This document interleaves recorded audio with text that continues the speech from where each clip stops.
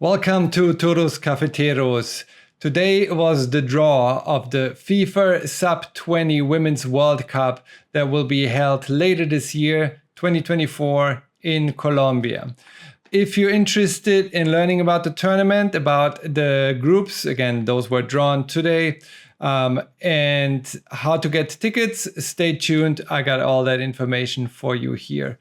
So the tournament will be played between August 31st, that's a Saturday, and September 22nd. With that, the tournament is placed after the men's tournaments, Copa America, Euro, and the women and men's Olympic game tournament that will end a couple of weeks prior to that.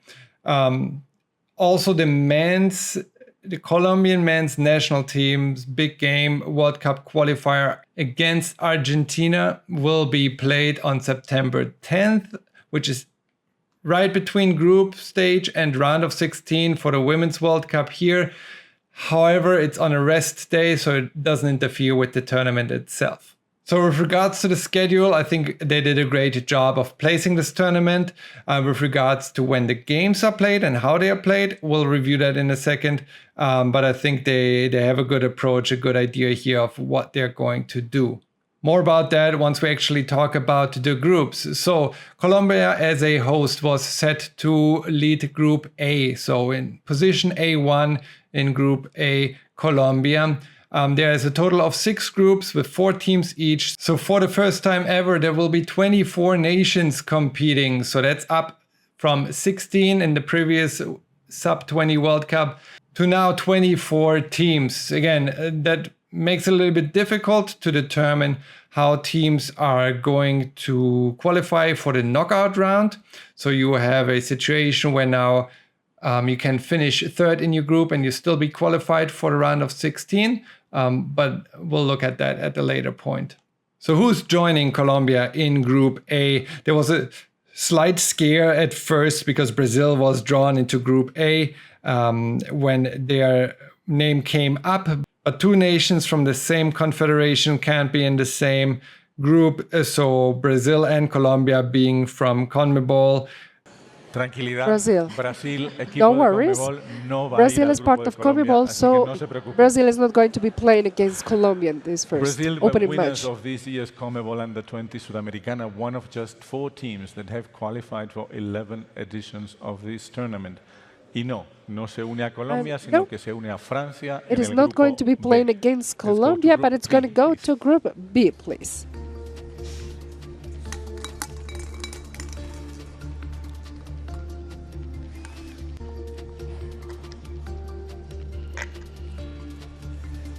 B3. Y posición 3 en Position 3 in Group B for Brazil. So I think now you are a bit more relaxed, so now let's move on.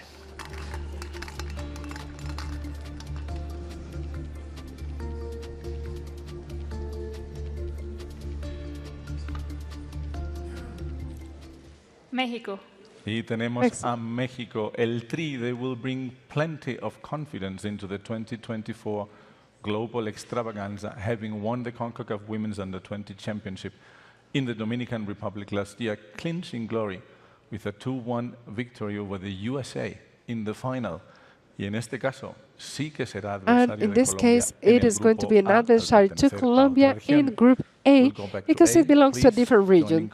So it is going to be joining Colombia.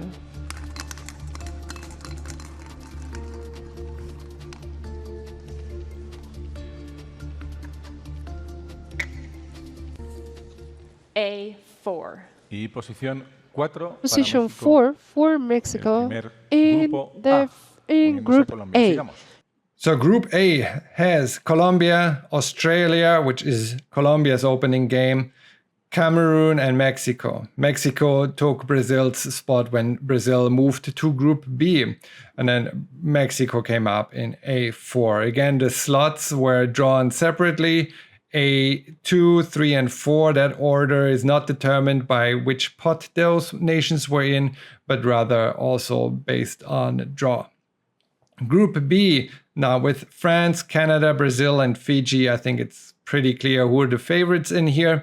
France and Brazil, favorites to win the tournament, I would think, along with Colombia and Germany. Colombia being the host, definitely an advantage there. Group C, Spain as the defending champion, also a favorite to win this tournament. The United States, that's another big one. Spain and the United States squaring off in the group stage already. Paraguay and Morocco also in Group C. Germany has a fairly easy group, at least on paper. Venezuela, Nigeria, and South Korea. Venezuela with some home support here, if you want to say it like that, because there's huge Venezuelan support in Colombia with the immigrants that have made their way to Colombia here, and I anticipate those games being supported in a similar way. The only question there is, what do ticket prices look like? I mean, those games are played in some of the biggest stadiums in the country, in El Campín and El Tecno in Bogota, Pascal Guerrero Stadium in Cali, that's América de Cali Stadium that fits 40,000 people, and then Medellin as well. But we'll talk about that in a second. Group E, Japan, New Zealand, Ghana, and Austria. I think those are the two easiest groups, Group D and E. Well, D rather easy for Germany, not for the other ones in there. Group E, I think that'll get interesting who can make it to the quarterfinals. Group F, very interesting to see that combination, a super random combination of teams in here. North Korea, Argentina, Costa Rica, and the Netherlands. Maybe not on paper, but there are some interesting games here I want to see. I haven't seen much of North Korea's games. It'll be interesting, an interesting side story of how that team performs and just presents itself during the tournament here in Colombia. So how do you get tickets to any of the games in Bogota, Cali, or Medellin? Tomorrow, June 6th, tickets are being released on FIFA.com. So if you're interested in getting those, if you're in the country, in those cities, and are interested in any of the games, those tickets will go on sale tomorrow. June 6th, if you're watching this video later than that, there probably, unless you're interested in a game with Colombian participation, I'm sure there will be tickets left later on. That said, I have no idea how they are priced. So if they're super, super cheap, which I really hope they will be, because those stadiums are big and usually a sub-20 Women's World Cup can't fill those. Those are usually not even filled when the home men's team is playing there. Not the national team, they always play in Barranquilla, but they are local teams. So not every Millonarios game is sold out, right? Not every América de Cali game is sold out. Only when those big games are happening, those rivalries. But yeah, it'll be interesting to see how full those stadiums are actually when the time comes. It's even more interesting because those games are double headers. So you have Monday through Friday games that kick off at 5 and 8 p.m. local time. All those times here are local time, so whatever that means in your time zone, check that out. When you can stream those, streaming most likely to be on FIFA Plus, so that's awesome because that's free. Just head to the FIFA website and stream those games there. I think that's the main broadcasting channel. If they are available locally where you are through other means, please find those. I'm sure in Colombia, those games will be broadcast on Caracol and RCN. But if you're international, I think the FIFA website will be your best spot to search for those.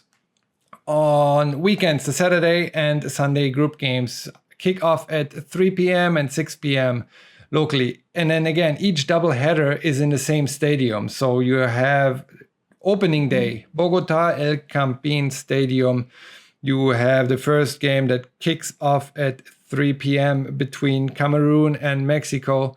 And then you have at 6 p.m. in the same stadium, Colombia, Australia. And that happens for basically every other game except the final and the game for third place, where you have a double header. So you buy a ticket for 2 games, and then hopefully Hopefully many people will show up to both games and not only appear to the second game, show up late to the Colombian game, and then the first game will basically be played in front of empty ranks, and vice versa. I mean, Colombia always has the second game. So for full home games, there's the chance that people show up early, because if you've ever been to a game in Colombia, you know that it's first come, first serve. You don't really have the right to the seat that you've purchased. You just sit wherever you want within your section.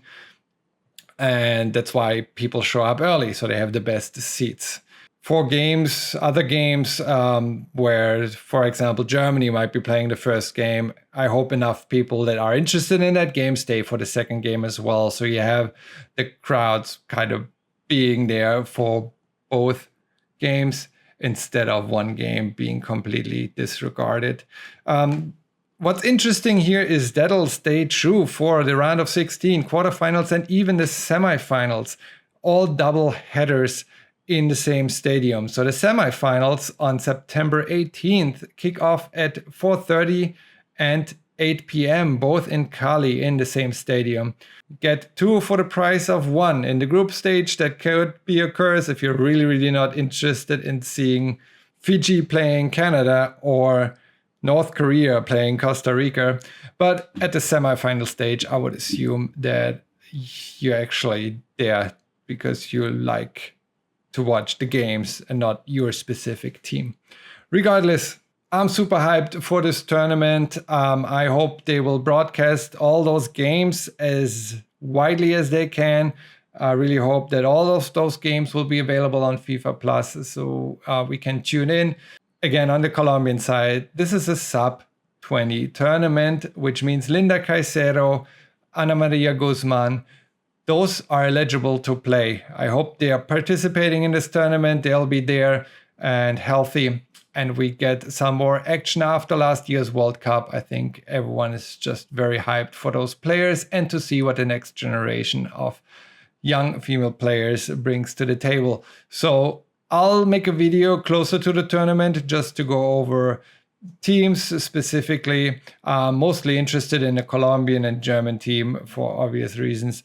And we'll try to put also a little focus on the defending champion, Spain, on the favorites, United States, France, and go from there. Again, only 4 teams can make it to the semifinals, and I already have 5 or 6 I can think being there. So I think this tournament gets exciting, not only towards the end, but prior to that as well. Again, having a United States-Spain group phase game is already very exciting.